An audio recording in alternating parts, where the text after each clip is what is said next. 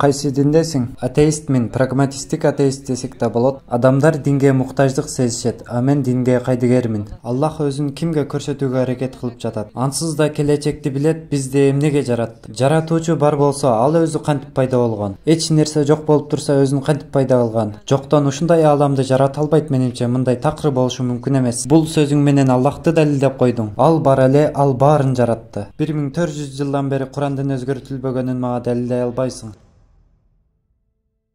Eşhedü en la ilahe illallah ve eşhedü enne Muhammeden abdühü ve resulühü. YouTube'га чыгарганга каршы эмессиңби? Жок, каалаганыңа чыгар. Диниң эмне? Атеистмин, прагматисттик атеист десек да болот. Адамдар динге муктаждык сезишет, а мен болсо кайдыгермин.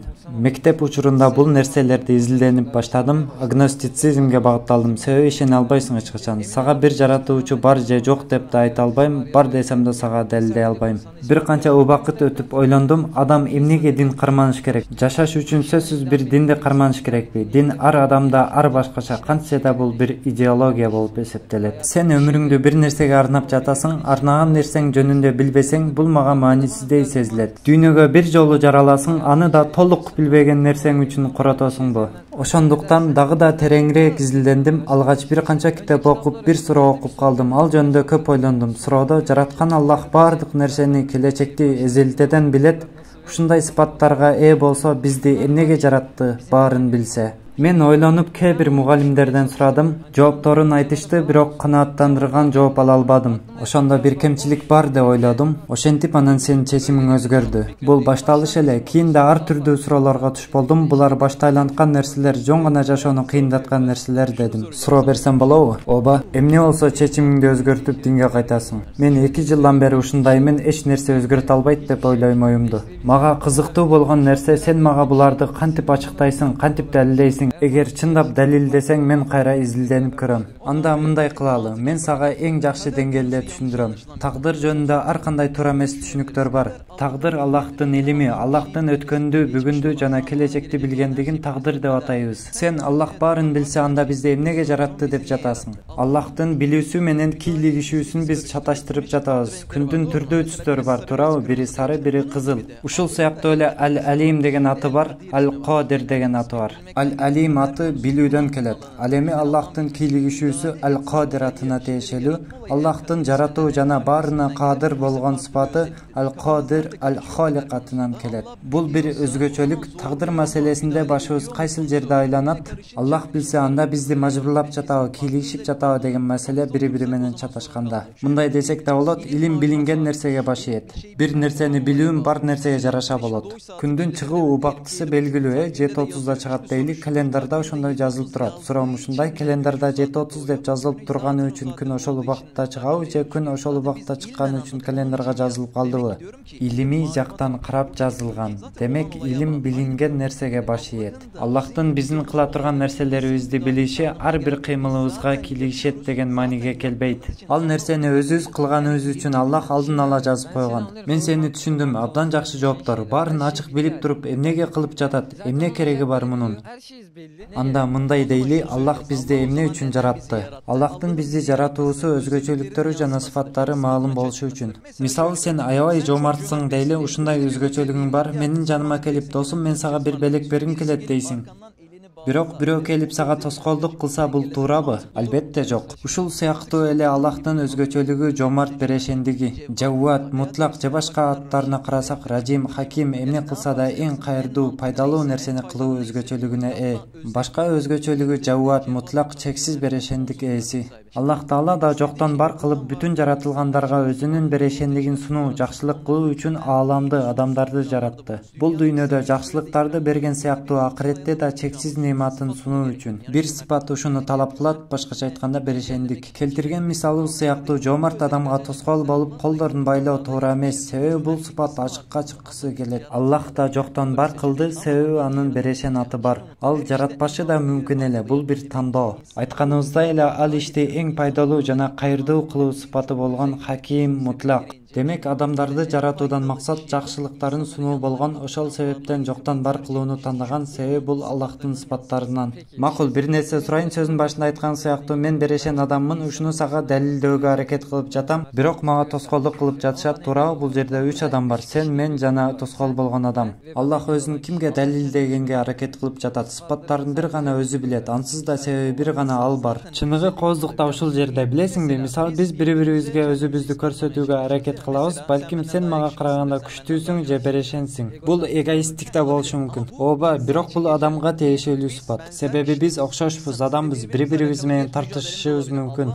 Аллахтын эч кандай окшошу жок, жалгыз зат. Жаратылгандарга окшошуудан жана бир жерди мекендөөдөн аруу. Демек сен айтып жаткан эгоисттик сыпат Аллага тиешеси жок. Динде эң чокуда ал турат, ал сыяктуу бийикте эч ким жок. Окшошу жок, окшошу. Демек биз да келип камерага же сумкага текерленбеген сыяктуу. Бул албетте күлкүлүү көрүнүш, эгоисттик түшүнүүгө Аллага таандык эмес. Бул жерде сыпатынын ачыкка чыгуусу болуп жатат. Мисал, кээ бир адамдар бар, көрсөтмө үчүн эмес, ошол сыпат мүнөз анда бар болгону бизге көрүнөт. Же болбосо эненин балага болгон сүйүүсүн айталы, баласына мээрим төгөт, карайт. Бул жерде эне аны кылууга мажбурбу же сүйгөнү үчүн кылабы? Сүйгөнү үчүн. Аллах да бизди мажбур болгону үчүн эмес, сүйгөнү үчүн жаратты. Мээримдин булагы Аллах. Эне бала, Кудай пенде экөө бир эмес, бирок мээримдүүлүк жагынан окшош. Аллахтын мээримдүү экенин билишибиз үчүн Аллах дүйнөгө мээрим жараткан. Берешен экенин билишибиз үчүн берешендикти жаратты, бизге салыштыруу өзгөчөлүгүн берген.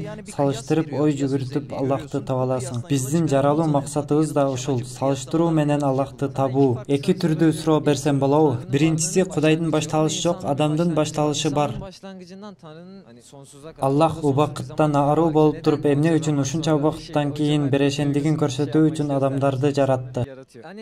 Башкача айтканда, адам жаралганга чейин убакыт алкагы бар. Убакыт жок. Эми убакыт эмес, узун мезгил деп эсептейм, себеби ал жерде кандайдыр бир болуп өткөн убакыт бар. Мына ушул убакыт, мезгил, дүйнө жаралган учурда кошо жаралган. Кандай десек, чоң жарылуу жөнүндө окусаң керек. Убакыттын жана жер жүзүнүн башталышы.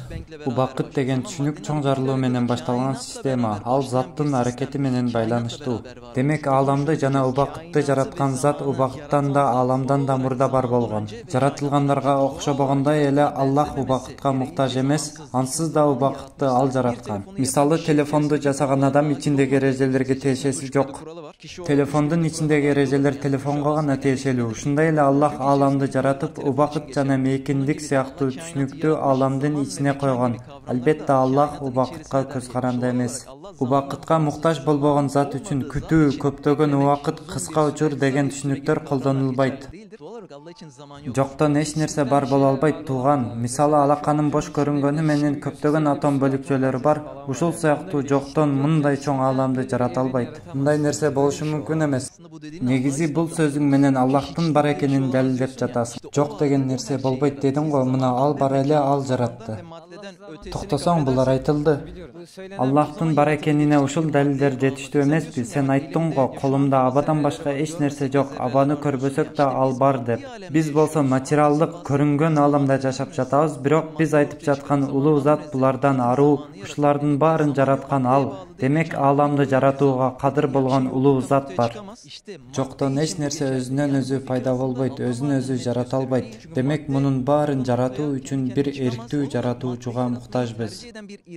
Бир жаратуучу бар болсо, баарын жарата алса, ал өзү кантип бар болду, өзүн кантип жаратты? Эч нерсе жок болуп туруп өзүн кантип пайда кылат? Сонун суроо мындай кылалы анда. Мисалы, менин колумда идиште суу бар дейли, аны үстүңө төгүп салсам, сен суу болосуң, туурабы? Себеби суу сени суу кылат. Бирок бир суу экинчи сууну суу кылабы? Жок. Эмнеге? Себеби ал өзү суу. Сырттан таасир албайт, бирок кургак нерсени суу кылат. Бул жердеги негизги маселе, сенин денең кийинчерээк таасир алып суу болду. Ушул сыяктуу Аллахтын жаратуусу мүнөздүү, башкача айтканда өзүндө болгон өзгөчөлүк. Демек Аллах заттарды жаратат, зат кийин пайда болгон нерсе, ал эми анын булагы Аллах. Аллахтын жаратуусу мүнөздүү болгондугу үчүн сырттан таасирленбейт. Ансыз да убакыт болбогон жерде мурда же кийин деген түшүнүк да болбогону үчүн Аллахты ким жаратты деген суроо карама каршы болуп эсептелет. Демек башталышы жана бүтүшү болбогон бир улуу зат үчүн аны ким жаратты деп суроо маанисиз. Макул анда дагы бир суроо. Инжил, Торат, Забур булар бурмаланган деп билебиз, туура? Kur'an 1400 жыл мурда Hazreti Muhammadga түшкөн. Бары так туура китепке жазылса да 1400 жылдан бери ал өзгөртүлбөй сакталып турганын мага далилдей албайсың. Азыр Кур'анды өзгөрүп кетти деш үчүн бир далил болуш керек. Доматты ортого койдуң, муну далилдешиң керек. Жок, токто, мен өзгөргөн дебедим, өзгөрбөгөн да дебедим. Макул, анда бул жерден баштайлы. Азыр кайда, кайсыл мечитке же кайсыл мамлекетке барсаң да Кур'андын бирдей болушу Кур'андын өзгөрбөгөнүнө ачык айкын далил. Мен тиги мечиттен Кур'ан китебин алсам, ошондой эле Англиядан башка Кур'ан китеп алсам, тамгасынан бери окшош, кичинекей жеринде да айырма жок. Бардык Кур'андын окшоштугу өзгөрбөгөнүнө далил. Бир сөзү эле өзгөртүлгөндө чачыранды болушуна себеп болмок, бирок көрүп жатабыз, эч нерседе айырма жок, демек сакталып келе жатат. Экинчи далилибиз хафыздык системасы болуп саналат. Азыркы учурда миллиондогон хафыздар бар, Кур'анды толугу менен жаттагандар. 1400 жылдан бери күн бизден таптакыр узакташып кетсе да, ал кайра жакындаганга чейин да хафыздар көбөйө берет, эч түгөнбөйт. Муну ачык эле билгенибиз үчүн жаттоо системасы бизге эмнени көрсөтүп жатат? Кур'ани Карим жатталып эске сактоо менен бизге чейин жетип келгенин далилдеп жатат. Англияда Кур'ан китеп таап алышат. Брингема университетинде радиокарбондуу аныктоо жүргүзүшөт. Ал Азирети Осмондун заманына туура келет. 13-14 жүзүлдыкка деп. Оба, окудум эле, интернетке да чыгарылган. Биз аны көрүп деле Кур'ан тамгасына бирдей өзгөрбөгөнүн көрөбүз. 4-чү далил хатым жөнүндө билсең керек. Ар Рамазанда Кур'ан толук окуп чыгылат. Ушул күнгө чейин ар кандай жолдор менен Кур'ан такыр өзгөрбөгөнүнө далил деп айта алабыз.